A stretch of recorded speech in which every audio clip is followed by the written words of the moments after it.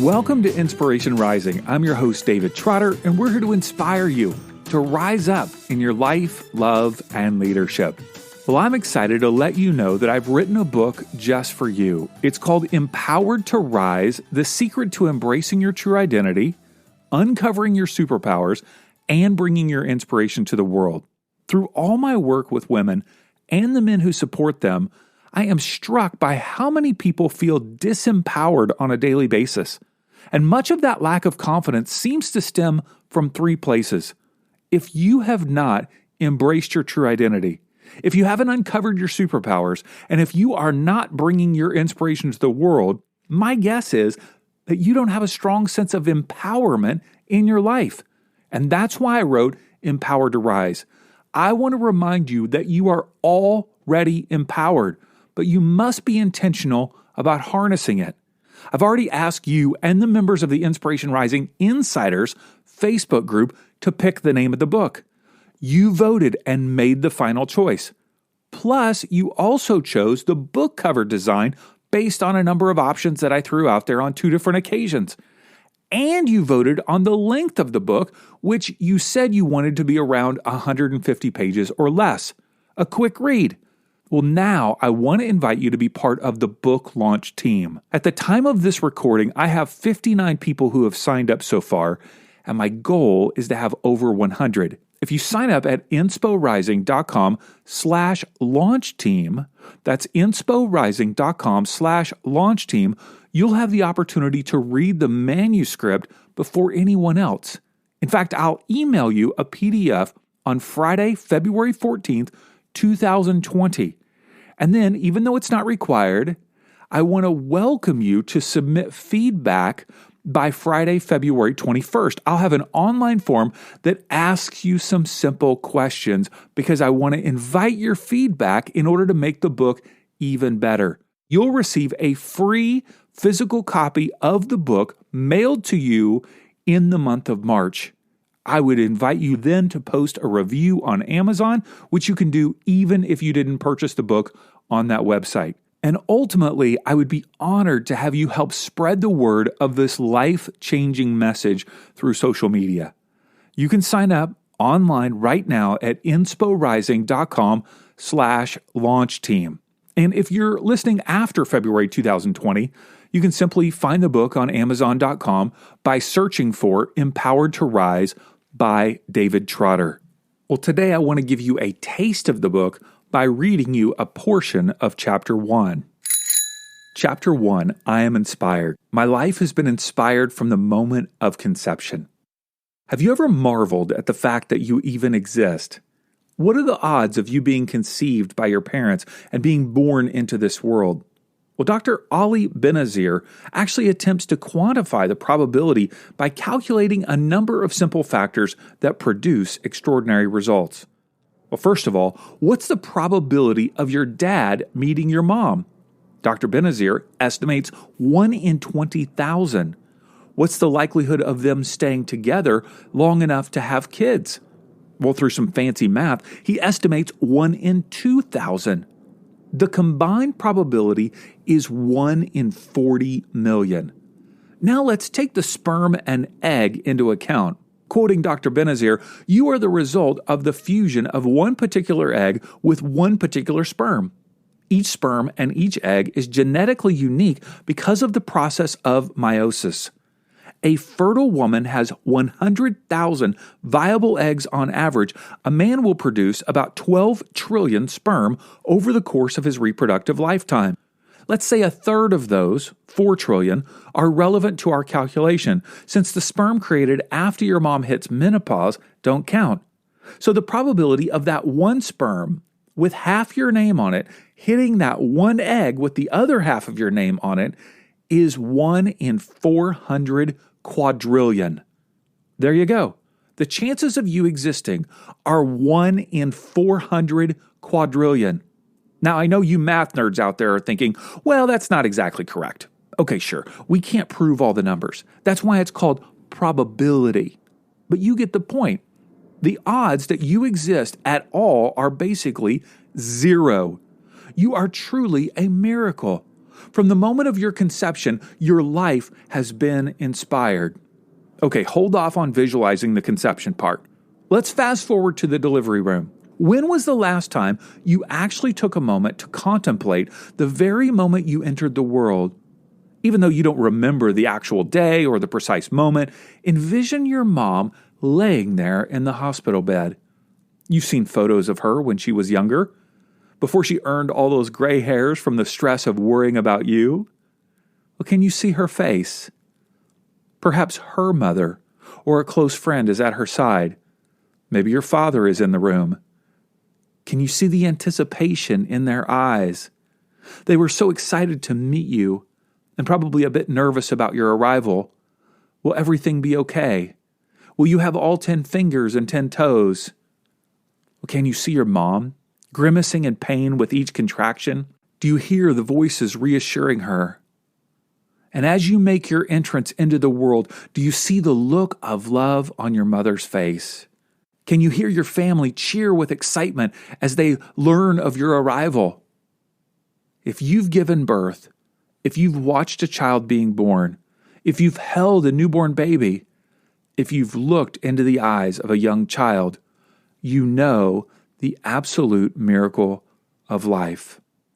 After being married several years, Laura and I started trying to get pregnant, and month after month, the disappointing news of a period would arrive. Our friends would announce their pregnancies or send out baby shower invitations, and the flow of tears would stream down Laura's face, and I would do my best to comfort her. 2 years later, we finally went to the doctor to see if there were any physical complications. When all the results came back as normal, Laura was prescribed a fertility drug to increase our chances of conceiving. She was scheduled to start taking the medication on a Friday, and we found out on Wednesday that she was pregnant. I'll never forget standing in our kitchen as we embraced with tears and gazed at the double line on the pregnancy test. We had no idea what we were in for, but we were excited nonetheless. 8 months later, we were in a movie theater watching Arlington Road, and Laura gets up to use the bathroom. And as the suspense builds, I sink deep into my seat, and I hear someone whispering from behind, "David, David." I'm thinking, who in God's name is interrupting me during the best part of the movie? What the? David. I finally turned around, and I see Laura waddling down the aisle. "My water just broke. We need to go." "But it's the last 15 minutes of the movie, and you're 3 weeks early. Are you kidding me?" Okay, I actually didn't say that, but it's what I was thinking. With our pants stuffed with paper towels, we scurried out to the car, rushed home to pick up a bag, and headed to the hospital to quickly check in. Things were happening so fast, and I was about to become a father. Standing next to Laura's bed, she gripped my hand tightly, sweating, moaning, and nervous. She was a bit nervous as well. This thing started to emerge from between her legs, and I literally said out loud, "What is that?" That's your daughter's head getting squeezed into the size of a large peach as it emerges from your wife's loins? Good Lord. I saw things I can't unsee that day. Out pops a skinny red body covered in white goopy stuff, and it was the most magical moment ever. How does this even happen? Over 12 hours after we checked into the hospital, our daughter, Waverly, entered this world after overcoming a 1 in 400 quadrillion chance of being born. It's like she was covered in a glorious glitter of inspiration from the moment she arrived, and I'm pretty sure we could have waited an extra 15 minutes to see the end of the movie. You may be thinking, okay, sure, babies are pretty amazing, but at this stage of life, I wouldn't necessarily call myself inspired. So when exactly did your inspiration glitter wear off? Was it when you went to school and somebody made fun of you? Was it when you liked that boy and he broke up with you? Was it when you tried out for that team and you didn't make it? Was it when you failed a class, experienced abuse, were fired from a job, got a divorce, had a miscarriage, or fill in the blank? Or did it wear off from the day-to-day stress of life? From taking care of the kids, trying to make a relationship work, holding down a job, and making sure a location scout from the show Hoarders doesn't show up at your front door? It's funny how the challenges of life can scrub away the sparkle of inspiration and leave us feeling like mere survival is the best-case scenario. Sparkles are for movie stars and so-called influencers who don't know what it's like to live in the real world. Our world, the world where bills and baby barf and dust and dog hair are the norm. Okay, let's take a step back and open up the Merriam-Webster dictionary for a moment. The word inspire can be traced back to the Latin word inspirare. Did I say that right? Which means to breathe or blow into. In its earliest written English usage, it meant to influence, move, or guide through divine or supernatural agency or power. Unfortunately, our modern watered-down usage has come to evoke a warm and fuzzy feeling of motivation that comes and goes based on how our day is going. What if we started to think about inspiration as something so much more than an emotion? What if inspiration was part of your identity, your true identity? What if the divine breathed inspiration into you at the moment of your conception? What if that miraculousness of babies is still within you? What if it never went away, but somehow you've forgotten about it or become distracted by other things? What if you're still just as inspired as you were the moment you were conceived and the moment you arrived into this world? Last Sunday, my family and I decided to grab lunch at Norm's. Imagine if Denny's and Waffle House had a baby and it came out looking orange. If you've heard of this iconic Southern California chain of diners, your face is either smiling with delight or squished up in revulsion. There's really no in between. Norm's slogan is where life happens 24/7, and they're not wrong. After putting our name in and noticing a large crowd in the lobby area, we take a seat on the curb of the sidewalk as we wait for our name to be called. A few minutes later, a woman walks up carrying a backpack and a duffel bag. She plops them down on the ground about 20 feet away from us and asks, "Are you driving?" "Not at the moment," I respond. "Well, I'm looking for a ride down to the library." "Which one?" I ask. "The Mariners Library in Newport Beach." As I contemplate her request, my mind is searching for clues. "Are you from around here?" I asked. "Oh, I'm up here from Laguna Beach, just doing some shopping." Highly unlikely. She's walking down a major street in our area that's known to attract people who are experiencing challenges in life. Is she sane? Is she a safe person? Is she traveling? Is she living on the streets? The woman is rather well kempt, including her shoes and bags, two things that aren't easy to keep clean when you're living outdoors. "Are you driving?" she loudly asks a guy exiting the restaurant. He glances up from his phone, grunts at her awkward request, and keeps moving. She starts talking to herself, and one of my questions was partially answered. You're probably thinking the same thing we were. Why is she asking if people are driving? What a weird question. Just ask for a ride, geez. I feel like I wanted to start coaching her on how to get rides more effectively, but I'm not sure my advice would be well received. "Are you driving?" she politely asks a well-dressed couple in their late 70s as they walk within arm's length of her. The silver-haired woman wearing a black sweater with a faux fur collar turns in disgust and said, "Who would ever let you into their car? You pig." This is one of those moments when time stands still and you wonder if you're really hearing what you're hearing. "You filthy pig," yells the woman with two bags. Well, that escalated quickly. Who in their right mind would ever let someone as nasty as you into their car? Okay, I think we get your point, ma'am. "You mother blanking skank," the ride seeker yells. Well, meanwhile, as the lady's husband pinches the top of her sweater between his two fingers and slowly leads her to their ever so precious vehicle, the woman asking for a ride gets in one more jab. "Your car won't even let you into your car." Probably one of the greatest mic drop moments I've ever witnessed. Trotter, party of four. We hopped up from the curb and headed inside. I didn't catch a glimpse of their vehicle, but my guess is it was a pristine older model black Cadillac with their names monogrammed on some fuzzy dashboard cover. Oh, you were thinking that as well? As you can imagine, our lunch conversation began with the question, who says that to another human being? Well, let me answer that for you. Someone who denies the inspiration within another.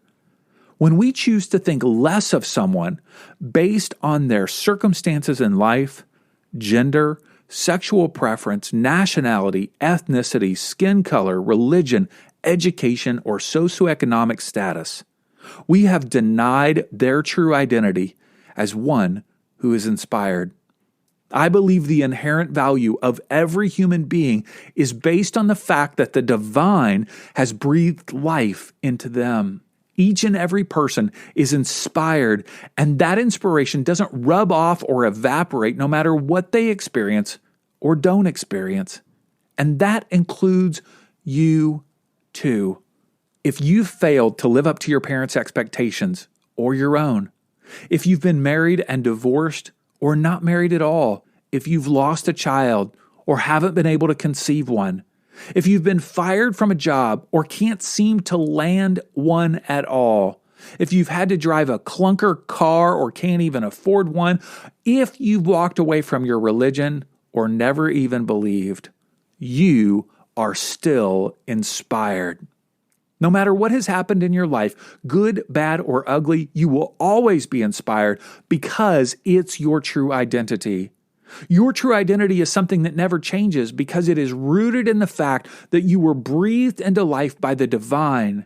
Maybe you use words like universe, God, goddess, or something else, but your identity isn't based on outward circumstances or even your inner thoughts and emotions. It is interwoven into the very fiber of your being. I hope you enjoyed listening to just a portion of Chapter 1 from Empowered to Rise, the secret to embracing your true identity, uncovering your superpowers, and bringing your inspiration to the world. I'd love your feedback on the manuscript and ultimately your help spreading the message of this book to thousands of people around the globe. Will you join the launch team at insporising.com/launch team? That's insporising.com/launch team. Please join me. I would love your help. I would love your support in spreading this life-changing message around the globe.